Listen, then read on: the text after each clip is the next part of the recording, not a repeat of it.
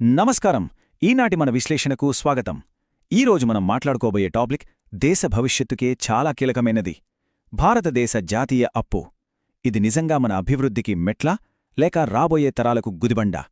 రండి, దీని గురించి ఏమాత్రం కన్ఫ్యూజన్ లేకుండా చాలా క్లియర్గా మాట్లాడుకుందాం. అక్షరాల 21,82,000 కోట్లు వినడానికే మైండ్ బ్లాక్ అవుతుంది కదూ. అవును, ఇది నిజం. 2026-27 ఆర్థిక సంవత్సరం నాటికి మన భారత ప్రభుత్వం పైన ఉండబోయే మొత్తం అప్పులు, బాధ్యతల అంచనా ఇది. ఒక్కసారి ఊహించుకోండి ఈ నెంబర్ ఎంత పెద్దదో. ఇది మన దేశ ఆర్థిక స్థాయిని, అలాగే ప్రభుత్వం మోస్తున్న బాధ్యతల సైజును కళ్లకు కట్టినట్లు చూపిస్తుంది. ఇంత భారీ అంకె చూశాక మన అందరికీ వెంటనే వచ్చే మొదటి డౌటిదే, బాబోయ్ ఇంతప్పా? ఇది దేశానికి చాలా ప్రమాదమా? రేపొద్దున మన ఆర్థిక వ్యవస్థ ఎక్కడ కుప్ప కూలిపోతుందో అని భయం వేస్తోంది కదా?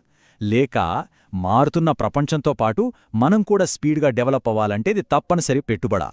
కంగారు పడిపోయి ఒక నిర్ణయానికి వచ్చేకంటే ముందు ఈరోజు మనం ఈ ప్రశ్నలకు అసలైన సమాధానాలేంటో వెతుకుదాం. అయితే ఈ అప్పు మంచిదా కాదా అని డిసైడ్ చేసే ముందు అసలు ఈ డబ్బు ఎక్కడ్నించి వస్తుందో మనం అర్థం చేసుకోవాలి. ఆ సోర్సెస్ ఏంటో తెలిస్తే మనలో ఉన్న టెన్షన్ సగానికి సగం తగ్గిపోతుంది. ఇంతకీ ఈ డబ్బు ప్రభుత్వానికి ఎవరిస్తున్నారు? వేరే దేశాల వాళ్ళా లేక మనమేనా? ముందు ఈ బేసిక్ పాయింట్ క్లియర్ చేసుకుందాం. ఇక్కడ మనం గమనించాల్సిన ఒక ఇంట్రెస్టింగ్ ఫ్యాక్ట్ ఏంటంటే, ఇందులో అత్యంత పెద్ద భాగం దేశీయ అప్పు. అంటే ప్రభుత్వం బయటెక్కడ్నుంచో కాదు, మన దేశంలో ఉన్న సంస్థల నుంచే డబ్బులు తీసుకుంటోంది. మన బ్యాంకులు, ఇన్సూరెన్స్ కంపెనీలు లేదా సామాన్యులం దాచుకునే చిన్న చిన్న సేవింగ్ స్కీమ్స్, వీటి నుంచే ఎక్కువ డబ్బు వెళ్తోంది. ఇక ఫారిన్ అప్పు అంటారా? అది చాలా అంటే చాలా తక్కువ. సింపుల్గా చెప్పాలంటే మన అప్పులో సింహభాగం మన దేశంలోనే, మన ఆర్థిక వ్యవస్థలోనే సర్క్యులేట్ అవుతుంది. ఇదంతా విన్నాక మనకింకో లాజికల్ డౌట్ రావడం గ్యారంటీ. అదేంటంటే, పన్నుల రూపంలో ప్రతి ఏటా ప్రభుత్వానికి లక్షల కోట్ల ఆదాయం వస్తోంది కదా. మరి అలాంటప్పుడు మళ్లీ ఇంత భారీగా అప్పు చేయడమెందుకు? వసూలయ్యే డబ్బులు ఏమవుతున్నాయి? దీనికి ఆన్సర్ తెలిస్తే అసలు ప్రభుత్వం ఫైనాన్షియల్ వ్యవహారాలను ఎలా హ్యాండిల్ చేస్తుందో మనకొక క్లారిటీ వచ్చేస్తుంది. దీనికి ఆర్థిక నిపుణులు చెప్పే రీజన్ చాలా సింపుల్. ప్రభుత్వానికి వచ్చే ఆదాయం కంటే ప్రభుత్వం పెట్టే ఖర్చులు చాలా ఎక్కువగా ఉంటున్నాయి. మనకి ఎంత పన్నుల రూపంలో డబ్బు వస్తున్నా సరే, ఇంత పెద్ద దేశాన్ని నడపాలి కదా, భవిష్యత్తు కోసం ఎన్నో పనులు చెయ్యాలి. కాబట్టి ఖర్చులు ఆటోమేటిక్గా పెరిగిపోతాయి, అప్పు చేయక తప్పదు. ఇదెలాగంటే, ఒక పెద్ద విమానం టేకాఫ్ తీసుకోవాలంటే రన్వే మీద ఎంత స్పీడ్గా వెళ్లాలో, దేశం డెవలప్ అవ్వాలన్నా అంతే స్పీడ్తో, అంతే స్థాయిలో ఖర్చు చేయాల్సి ఉంటుంది. మరి ఈ డబ్బంతా ఎక్కడ ఖర్చు పెడుతున్నారు? ఒక్కసారి చూడండి. దేశాభివృద్ధికి ప్రాణంలాంటి రోడ్లు, రైల్వే ప్రాజెక్టులు, మెట్రో ట్రైన్స్ ఇలాంటి ఇన్ఫ్రాస్ట్రక్చర్ మీద ప్రభుత్వం భారీగా పెట్టుబడులు పెడుతోంది. ఇది మాత్రమే కాదు, దేశ రక్షణ శాఖకు, అలాగే ప్రజల కోసం వ్యవసాయం, ఆరోగ్యం, విద్య ఇంకా ఎన్నో సంక్షేమ పథకాలకు చాలా డబ్బు ఖర్చు చేయాల్సొస్తోంది. ఇవన్నీ ఊరికే ఖర్చులు కావండి, రేపటి మన భవిష్యత్తుకు ఇవే అసలైన పునాదులు. అందుకే ప్రభుత్వం తన ఆదాయాన్ని మించి ఖర్చు చేయక తప్పట్లేదు. కానీ ఇక్కడే ఒక చిన్న క్యాచ్ ఉంది. కాస్త ఆందోళన కలిగించే పాయింట్ ఇది. ప్రభుత్వం తీసుకుంటున్న కొత్త అప్పంతా ఇలా రోడ్లు, రైల్వేల కోసమే వెళ్లట్లేదు సుమా.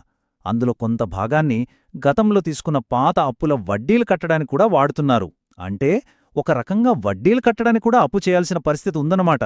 అప్పు మీద అప్పు అన్నట్టు. ఆర్థిక నిపుణులను కూడా కాస్త ఆలోచనలో పడేసి సైకిల్ ఇదే. సరే, ఇదంతా బానే ఉంది.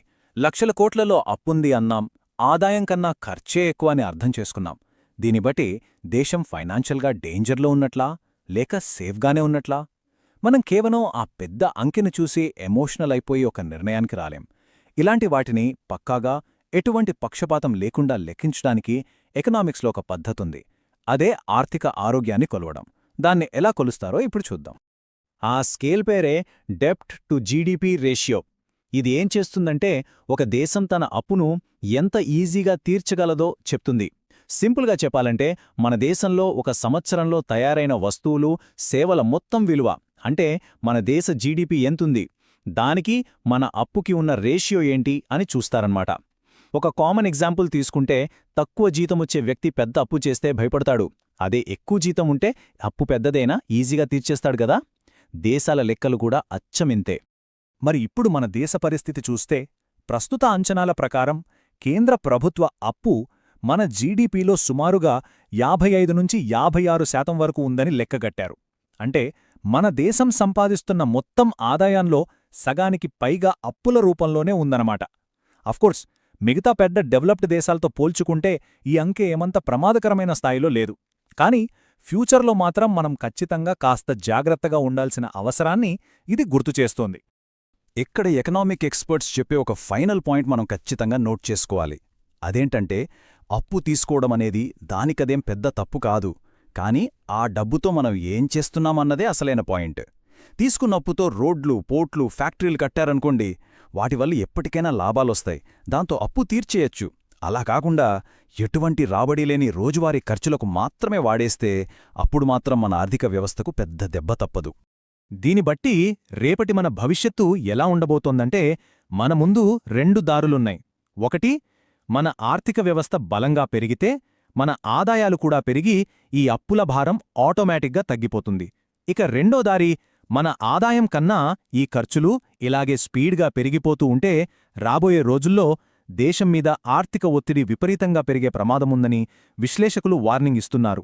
సో డెవలప్మెంట్కి మరియు మనం చేసే ఖర్చులకి ఒక మంచి బ్యాలెన్స్ మెయింటైన్ చేయడం చాలా అంటే చాలా ముఖ్యం.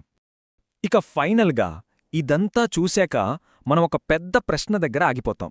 ఈ 214 లక్షల కోట్ల రూపాయల అప్పు రేపటి భారతదేశ వృద్ధికి ఒక పవర్ఫుల్ ఇంధనంలాగా పెంచేస్తుందా, లేక మన రాబోయే తరాల నెత్తిన ఒక తీరని భారంగా మిగిలిపోతుందా? దీనికి ఆన్సర్ కాలమే చెప్పాలి. అలాగే మన ప్రభుత్వం తీసుకునే విధాన నిర్ణయాల మీదే ఇది డిపెండ్ అయి ఉంటుంది. ఈనాటి మన విశ్లేషణ ద్వారా ఈ అప్పుల వెనుకున్న అసలు కథ ఏంటో మనందరికీ ఒక మంచి క్లారిటీ వచ్చిందని అనుకుంటున్నాం. ఇలాంటి మరో